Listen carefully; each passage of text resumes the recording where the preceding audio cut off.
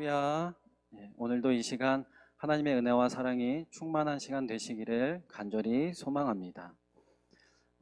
하나님은 말씀으로 세상에 보이는 모든 것들을 창조하셨습니다. 아름다운 자연 만물을 비롯해서 우리가 눈으로 볼 수 있는 모든 것들을 창조하셨죠. 아름다운 꽃, 그리고 산과 들, 그리고 우리가 누릴 수 있는 바다, 강, 이런 모든 것들을 하나님께서는 말씀으로 창조하셨습니다. 그리고 보이지 않는 것들도 창조하셨죠. 지금 여기에 우리가 보이지 않지만 공기라는 것이 있습니다. 이것 또한 하나님께서 창조하신 것이죠. 공기뿐만이 아니라 세균, 바이러스, 박테리아 이런 것들도 누가 창조하셨냐? 하나님께서 창조하셨다라는 것이죠. 본래 창조된 것은 좋은 것으로 창조되었지만 죄가 들어온 다음부터 세균, 박테리아 이런 것들도 나쁘게 변질이 된 것입니다. 능력의 말씀으로 지음받은 만물은 태초부터 창조 명령에 따라 유지되고 운행이 되어 왔던 것이죠. 그러나 하나님의 형상을 입은 인간은 창조 명령을 따르지 않고 죄를 범하여 하나님과 분리가 되었고, 또한 이 불순종의 대가로 말미암아 죽음에 이르게 되었습니다. 말씀이신 하나님은 죄를 범하고 불순종한 삶을 살아가는 우리를 구원해 주시기 위해서 스스로 육신이 되어서 이 땅에 오셨습니다. 그분이 바로 누구냐? 예수님이시죠. 예수님이 이 땅에 오실 때 우리가 보기에는 그냥 맨몸으로 어린아이로 갓난아이로 태어나서 이 땅에 오신 것처럼 보이지만 사실상 어마어마한 선물을 가지고 이 땅에 오셨습니다. 그것이 무엇일까요? 오늘 이 시간 그것을 나누려고 합니다. 우리 가운데 오신 예수님, 그 예수님은 과연 무엇을 가지고 이 땅에 오셨는지를 이 시간 살펴보도록 하겠습니다.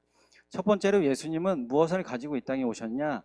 사랑을 가지고 이 땅에 오셨다라는 것이죠. 여러분, 우리나라에는 성탄절이 있습니다. 그리고 성탄절과 비등하게 생각하고는 석가탄신일이 있죠. 그런데 저만 느끼는 것인지는 모르겠지만 이상하게 석가탄신일 때 기쁘고 설레거나 마음이 두근두근 한다거나 이렇게 마음이 있지가 않습니다. 그리고 석가탄신일에는 내가 사랑하는 사람과 꼭 함께 있어야지, 내가 좋아하는 누군가를 꼭 만나야지 하는 이런 마음이 들지가 않는다라는 것이죠. 일도 들지 않습니다. 거리에 많은 등들이 주렁주렁 매달려 있지만 그것을 보고 좋은 감정이 들지는 않죠. 왜 이렇게 등을 저렇게 많이 달아놨지? 지금 등을 안 달아놔도, 굳이 안 달아놔도 환하고 밝은데 왜 저렇게 등은 또 많이 달아놨을까? 이런 생각만 든다라는 것이죠.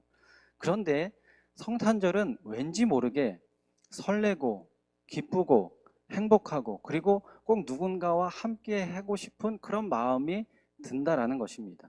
그런 마음이 12월 달부터 드는 것이 아니라 11월 달부터 되면 벌써 연말 연시의 분위기가 성탄절과 어우러져서 더 그런 마음이 들죠.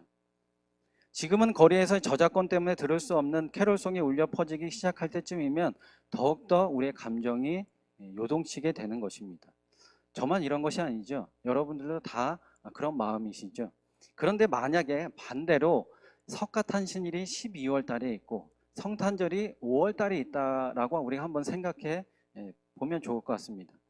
그렇다면 어떻게 될까요? 석가탄신일이 12월 달에 있어도 우리가 이렇게 기쁘고 설레고 막 행복하고 누군가 함께 하고 싶고 그런 감정이 들까요? 아마 석가탄신일이 12월 달에 있다고 한들 아마 그런 마음은 들지 않을 것 같습니다. 5월 달에 성탄절이 있다 할지라도 5월 달이 되기 전부터 이미 우리의 마음속에는 설레고 기쁘고 이번 5월 성탄절에는 내가 누군가와 함께 해야지, 내가 사랑하는 사람과 함께 있어야지 라는 마음이 들 수밖에 없다라는 것이죠. 왜냐하면 오늘 말씀에 그 이유가 나와 있습니다. 14절에 보니까 말씀이 육신이 되어 우리 가운데 거하심에 우리가 그의 영광을 보니 아버지의 독생자의 영광이요 은혜와 진리가 충만하더라 라고 말씀하고 있습니다. 여러분, 은혜와 진리가 충만한 것이 어디에서 나오는 것이죠? 바로 사랑에서 나오는 것입니다. 예수님의 사랑에서 은혜와 진리가 충만함이 나온다라는 것입니다. 사랑이 있기 때문에 은혜가 있는 것입니다. 사랑이 없는 은혜는 없다라는 것이죠.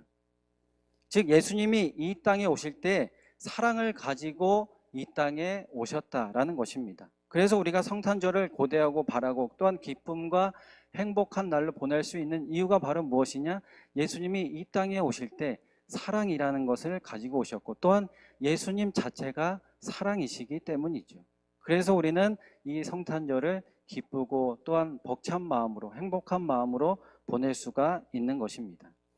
여러분 마음에 이 사랑이 있습니까? 사랑을 가지고 오신 예수님이 우리 마음속에는 지금 가득 차 계신가요? 그렇다면 이제 이 사랑을 전해야 될 줄로 믿습니다. 세상이 감당할 수 없는 기쁨과 행복을 주는 이 사랑으로 우리는 올 한 해도 승리해야 될 줄로 믿습니다. 사랑을 가지고 이 땅에 오신 예수님과 늘 동행하면서 이 사랑으로 올 한 해도 승리하고 기쁨을 누릴 수 있는 저와 여러분이 되시기를 간절히 소망합니다. 두 번째로 예수님은 무엇을 가지고 이 땅에 오셨냐 하면 희생을 가지고 이 땅에 오셨다라는 것이죠.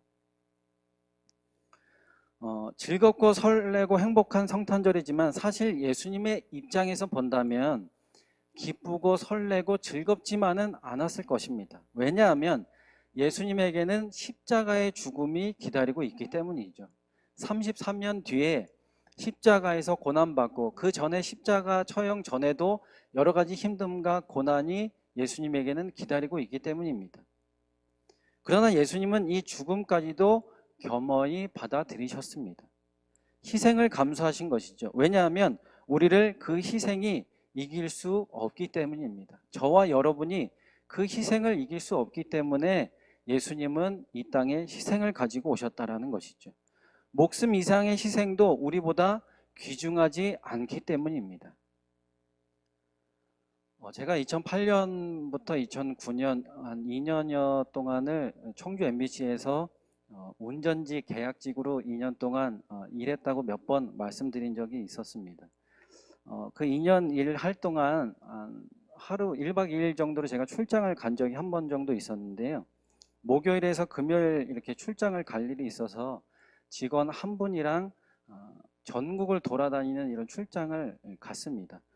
청주 MBC에서 전국의 다둥이 가족들을 초청해 가지고 그 다둥이 가족들, 즉 자녀들이 많은 가정은 어디 여행을 간다든지 이동하기가 쉽지 않잖아요. 그래서 전국에 있는 다둥이 몇 가족인지는 기억은 잘 안 나지만 그 가족들을 초청해서 한 기차를 빌려 가지고 그 기차로 곳곳을 다니면서 여행을 시켜주는 그런 프로그램을 청주 MBC에서 기획을 했습니다. 그래서 제가 그 직원 한 분이랑 서울역부터 시작해서 몇 군데 역을 돌았는지는 잘 기억은 안 나는데 1박 2일 동안 서울역부터 시작해서 뭐 수원, 뭐 천안, 뭐 영동, 대전, 경주, 뭐 울산, 뭐 저 밑에 지방까지 이렇게 돌아다니면서 현수막을 그분들이 오시면 알 수 있도록 게시를 하는 거예요. 가서 현수막을 달고 아니면은 이 현수막 좀 달아주세요라고 부탁하는 일을 직원분과 함께 하루 1박 2일 동안 간 적이 있었습니다. 목요일 날 출근해서 오전부터 서울로 올라가서 현수막을 설치하는 일을 했죠. 그래서 전국 서울부터 저 울산인지 저 포항 거까지 가는 건지 기억이 안 나지만 거까지를 이제 도는데 1박 2일 동안 키로수를 재보니까 뭐 가서 현수막 달고 그다음에 밥 먹고 뭐 화장실 가고 이 시간을 제외하고 운전하는 시간 그리고 운전한 키로수만 재보니까 1박 2일 동안 한 1000km 정도를 운전을 했더라고요. 운전만 해보니까 한 20시간 가까이 운전했던 것 같습니다. 물론 저 혼자 한 건 아니고 가끔 가다가 옆에 있는 직원분이 제가 너무 힘들어하면 대신 이렇게 운전도 해주고 하면서 그 1박 2일 동안 전국을 다 다니면서 현수막을 설치했습니다. 그런데 이제 그때가 어떤 때냐, 제가 지금의 아내와 교제를 하고 있을 때거든요. 결혼 전이고 사귀고 있을 때였습니다. 그래서 금요일이면 무조건 그 직원 MBC에서 일이 끝나면 오후에 5시나 6시 전에 일이 끝나면 바로 충주로 넘어오고 이렇게 주말에는 와서 교회에서 있고 이렇게 했었거든요. 그래서 행사 때문에 1박 2일 동안 20시간 동안 운전하고 그리고 1000km 가까이의 운행을 뛰었고 또한 금요일도 거의 퇴근 시간 가까이 되어서야 청주에 도착했는데 제가 그 힘든 몸을 이끌고 과연 금요일 당일날 충주로 왔을까요? 안 왔을까요? 안 왔으면 제가 이 얘기를 하지 않았겠죠. 당연히 왔으니까 이 얘기를 했습니다. 아니 그렇게 힘들고 어렵고 피곤한데 아니 다음날 토요일날 오면 되지. 굳이 뭐 금요일날 급한 게 뭐가 있다고.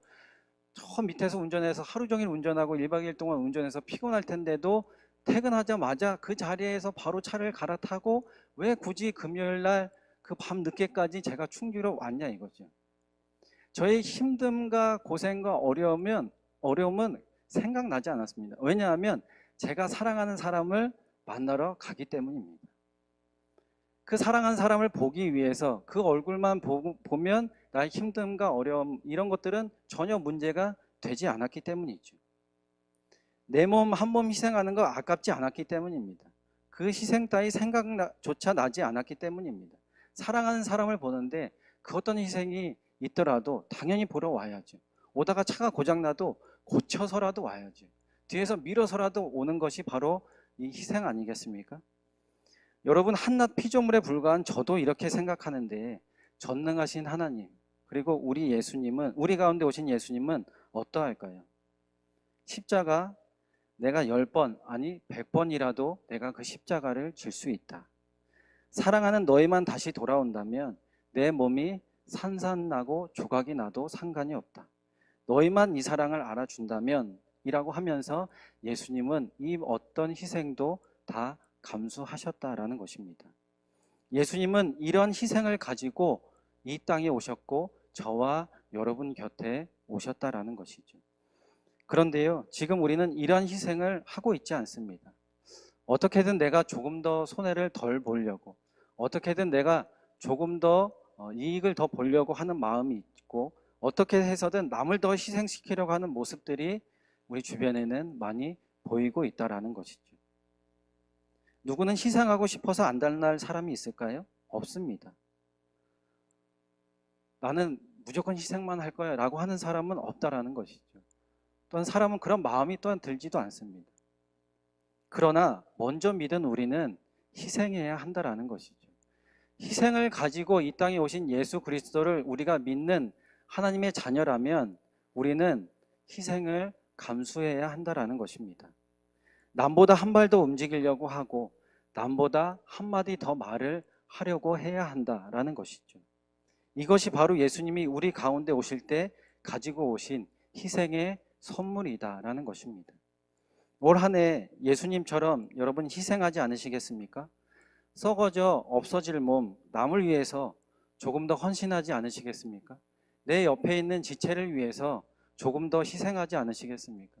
내가 한 발자국 더 나아가고 내가 한 손가락 더 움직이는 이런 희생을 여러분 감수할 수 있는 올 한 해가 되시지 않겠습니까?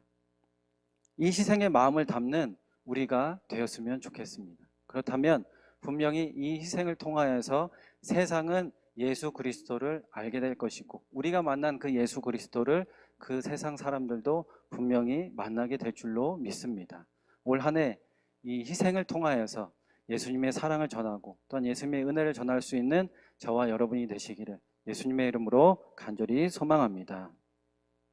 세 번째로 예수님은 무엇을 가지고 오셨냐? 생명의 빛을 가지고 이 땅에 오셨다라는 것입니다. 오늘 4절 말씀을 보니까요. 그 안에 생명이 있었으니 이 생명은 사람들의 빛이라라고 말씀하고 있습니다. 여러분 빛이라는 것 참으로 중요합니다. 빛이 없다면 우리는 어둠 가운데 살아갈 수밖에 없죠.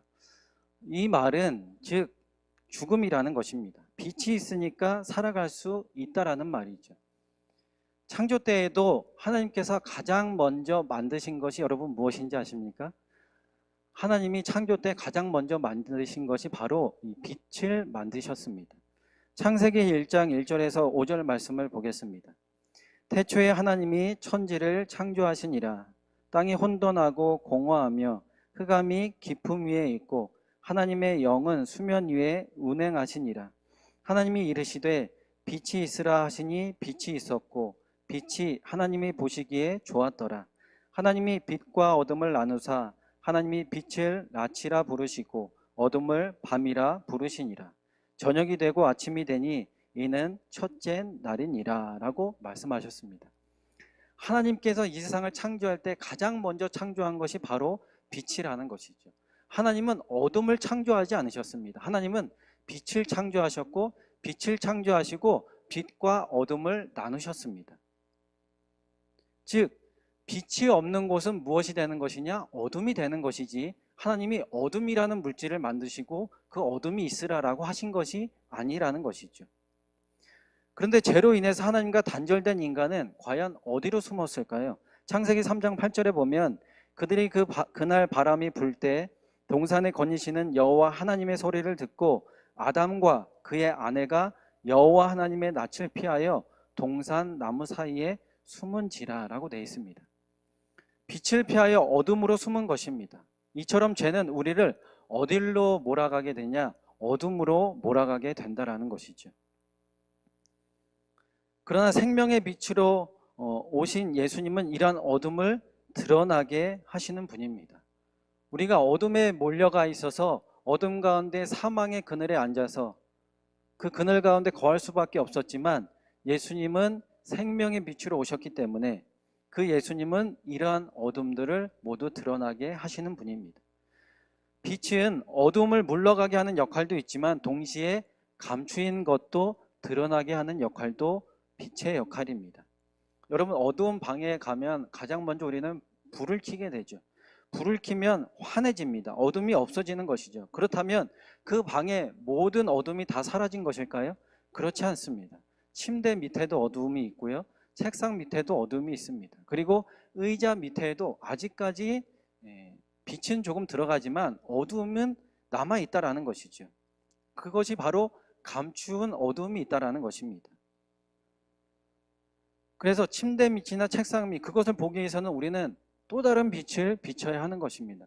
그것을 보기 위해서 다른 것을 어떻게 해야 할 이유가 없습니다. 그저 우리가 빛을 하나 비추면 그 어두운 것도 밝히 드러나게 되어 있는 것입니다. 빛이 없다면 그것은 또한 볼 수 없는 것이 되겠죠.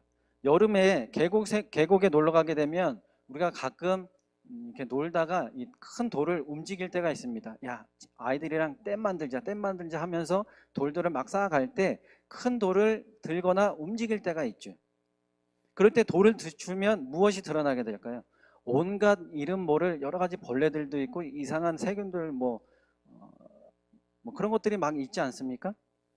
이 벌레들이 어떻게 알았냐는 듯이 손살같이 도망가는 것을 볼 수 있습니다. 이처럼 빛은 우리의 감추인 모든 부분들까지도 어떻게 하는 것이냐? 드러나게 해준다라는 것입니다.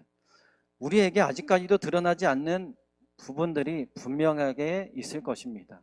예수님을 만나고 예수님을 경험하고 예수님과 동행하지만 아직까지도 우리 마음 가운데 그렇게 빛을 비추지 못하는 곳이 분명하게 있다라는 사실이죠. 그것까지도 모두 드러내시는 예수님을 우리는 다시금 만나야 될 줄로 믿습니다. 그러기 위해서는 어떻게 해야 될까요? 빛 대신 예수님께로 나아와야 한다라는 것입니다. 그래서 빛을 마음껏 쬐어야 합니다. 우리가 비타민 D를 좀 흡수하자 해가지고 하루에 30분 이상 늘 햇빛을 쐬라고 하지 않습니까? 그건 왜 쐬는 것일까요? 우리 몸을 위해서 쐬는 것이죠. 마찬가지입니다. 우리 영혼을 위해서 하루에 30분 이상 여러분 투자해야 되지 않겠습니까? 예수님께로 나아가서 빛 대신 예수님께로 나아가는 것이 바로 우리의 영혼을 위한 투자라는 것이죠. 그래야 건강한 신앙생활을 할 수 있는 것입니다. 그래서 여러분 빛으로 나올 수 있는 여러분이 되시기를 간절히 소망합니다. 빛으로 나온다면 그 다음은 예수님이 하시는 것입니다. 우리가 뭘 할 것이 없습니다. 감추인 것이 드러나게 되면 그 다음은 자연스럽게 물 흘러가듯이 하나님의 역사, 예수님의 역사가 진행된다라는 사실을 여러분 잊지 마시고 우리에게 생명의 빛을 가지고 오신 이 예수님, 우리가 그 생명의 빛을 받아서 온전히 누리고 또한 이 빛을 다른 영혼들에게도 전하고 증거할 수 있는 귀한 사명의 역할을 감당할 수 있는 우리 모두가 되실 수 있기를 예수님의 이름으로 간절히 소망합니다. 네 번째로 예수님은 또한 무엇을 가지고 오셨냐? 권세를 가지고 오셨습니다. 12절에서 13절 말씀을 보면 영접하는 자, 곧 그 이름을 믿는 자들에게는 하나님의 자녀가 되는 권세를 주셨으니 이는 혈통으로나 육정으로나 사람의 뜻으로 나지 아니하고 오직 하나님께로부터 난 자들이니라 라고 말씀하셨죠. 권세를 다른 말로 특권이라고 할 수 있습니다. 이 특권을 몇 가지가 있는데 첫 번째로 어떤 특권이 있냐? 바로 죄사함의 특권이 있다라는 것이죠.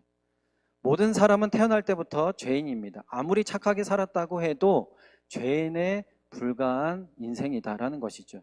그 어떤 공로나 행위로 이 죄를 없앨 수가 없습니다. 오로지 예수의 피밖에는 이 죄를 없앨 수밖에 없죠. 예수님을 믿게 되면 우리는 죄인에서 의인으로 바뀌게 되는 것입니다. 이것이 얼마나 귀중한 특권인지 모르겠습니다. 대통령에게 있는 유일한 특권이 하나 있는데 그것이 무엇이냐? 바로 사면권이라는 특권이 있죠.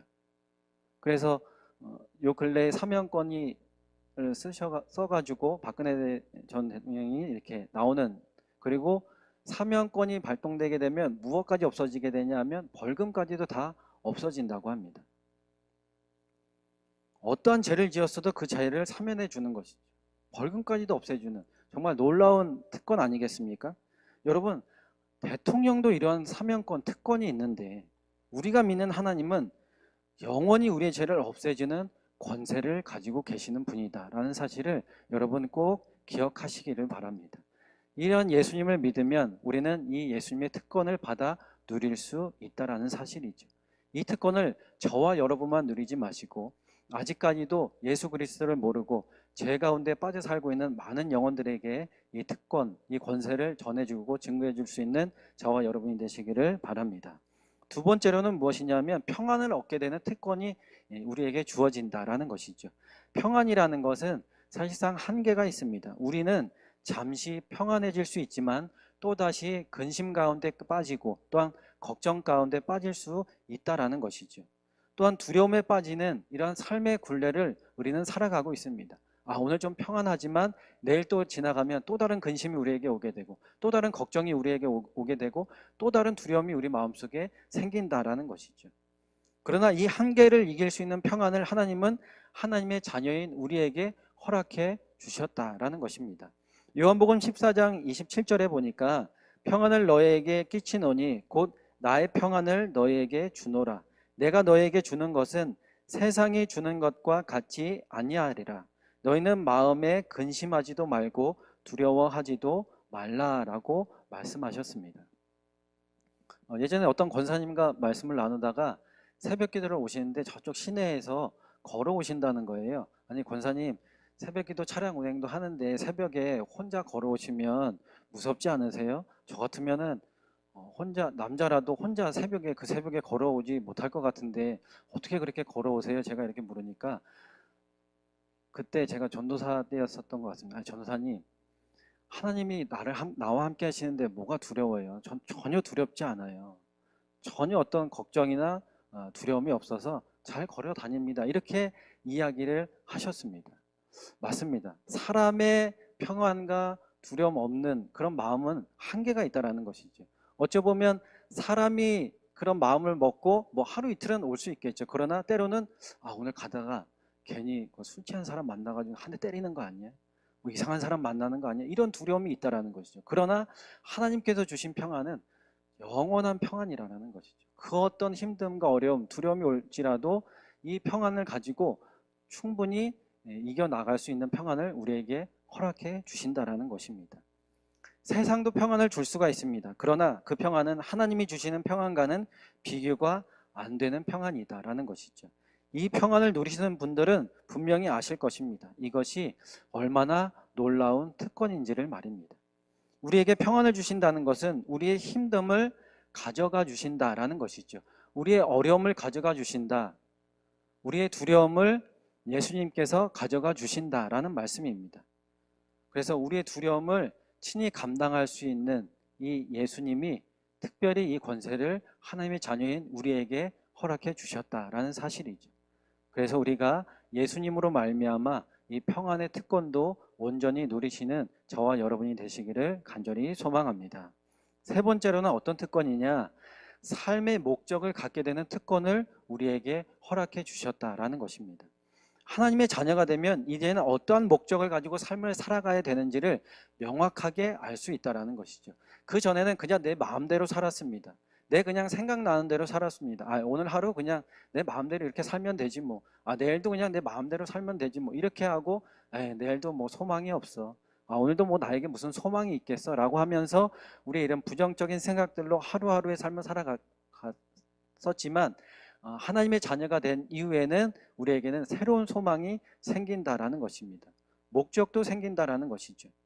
그저 하루하루 살아가기에 바쁘고 돈과 세상과 또한 명예와 권력을 쫓아 살았던 우리의 이러한 모습들은 전혀 없어져 버리고 소망 중에 거하게 되며 무엇보다도 하나님의 영광을 위해서 삶을 살아가게 되는 우리의 삶으로 바뀌게 된다라는 사실입니다. 고린도전서 10장 31절에 보면 그런즉 너희가 먹든지 마시든지 무엇을 하든지 다 하나님의 영광을 위하여 하라라는 이런 말씀처럼 우리의 삶이 먹을 때도 하나님의 영광을 위해서 또한 무엇을 누릴 때도 하나님의 영광을 위해서 내가 살아가야지라는 이런 목적이 우리에게 소망이 우리에게 생긴다라는 사실입니다. 이 소망은 이 특권은 하나님의 자녀가 되면 누릴 수 있는 특권입니다. 반대로 말하면 하나님의 자녀가 되면 이 세 가지의 자녀가 되지 않는다면 이 세 가지의 특권은 우리는 결단코 누릴 수 없다라는 것이죠. 그래서 우리는 이 세 가지의 특권을 온전히 받고 누리는 삶을 살아가야 한다라는 것입니다. 이처럼 예수님은 이 땅에 오실 때 우리에게 놀라운 특권을 허락해 주시기 위해서 이 수많은 특권들을 가지고 이 땅에 오셨습니다. 우리는 그럼 무엇을 해야 되냐? 이 특권을 받아 누리면 되는 것입니다. 어렵지 않습니다. 저 많은 걸 우리가 다 어떻게 받아 누립니까? 오늘 나눈 말씀 다 어떻게 합니까? 결단코 어렵지 않습니다. 그저 우리는 예수님만 바라보고 예수님만을 쫓아 살면 예수님께 시선을 두고 말씀과 기도에 전무하면 나머지 것들은 감자를 캐면 고구마를 캐면 잡아당기면 나머지가 끌려오듯이 다 술술술 끌려가게 되어 있는 것이죠. 그러니까 우리가 할 것은 말씀 위에 굳게 서고 기도로 정진하며 나아가면 된다라는 사실입니다. 오늘 우리에게 오신 예수님에 대해서 우리가 살펴보았습니다. 우리에게 오신 예수님은 그냥 이 땅에 맨몸으로 오신 것처럼 보이지만 그냥 오신 것이 아니라 사랑을 가지고 오셨고 또한 희생, 섬김을 가지고 이 땅에 오셨습니다. 그리고 생명의 빛을 가지고 오셨고 또한 권세를 가지시고 이 땅에 오셨고 또한 이것을 가지고 계신 것만이 아니라 이것을 아낌없이 저와 여러분들에게 주셨습니다. 허락해 주셨다라는 것이죠. 이에 우리도 이것을 온전히 받아 누리고 이 세상에 전하는 사명을 감당해야 될 줄로 믿습니다. 올 한 해 우리와 함께 하시는 예수님과 복음의 역사를 우리가 이루어 나가야 될 것인데 여러분 누구와 이 역사를 이루어 나가시겠습니까? 바로 우리와 함께 하시고 지금도 저와 여러분 마음속에서 살아계시고 또한 우리를 위해서 늘 중보하고 간구하시는 그 예수님과 함께 올 한 해를 승리하며 나갈 수 있는 저와 여러분이 되시기를 간절히 소망합니다. 그럴 때 그 예수님의 능력이 우리에게 임하게 될 것이고 우리는 그 힘으로 말미암아 오늘도 충분히 이 세상을 이기며 나가게 될 줄로 믿습니다. 그래서 올 한 해도 예수님과 넉넉하게 승리하며 나갈 수 있는 저와 여러분의 복 있는 삶이 되시기를 예수님의 이름으로 간절히 소망합니다. 우리 시간 오늘 주신 말씀 가지고 우리 함께 기도하기를 원합니다. 주님, 육신으로 이 땅에 오신 것도 무한 감사한데 우리들을 위해서 사랑을, 희생을, 생명의 빛과 또한 자녀의 권세까지 가지고 오신 예수님을 찬양합니다. 올 한 해 우리가 이 예수님을 온전히 사랑하고 믿는 한 해가 되길 간절히 소망합니다. 또한 이 예수님을 증거하는 삶을 살아내기를 원하오니 복음의 능력으로 우리를 보살펴 주시사 담대함으로 세상의 주님을 외치는 사명자들이 되게 하여 주시옵소서. 감사합니다. 사랑합니다. 예수님의 이름으로 기도합니다. 아멘.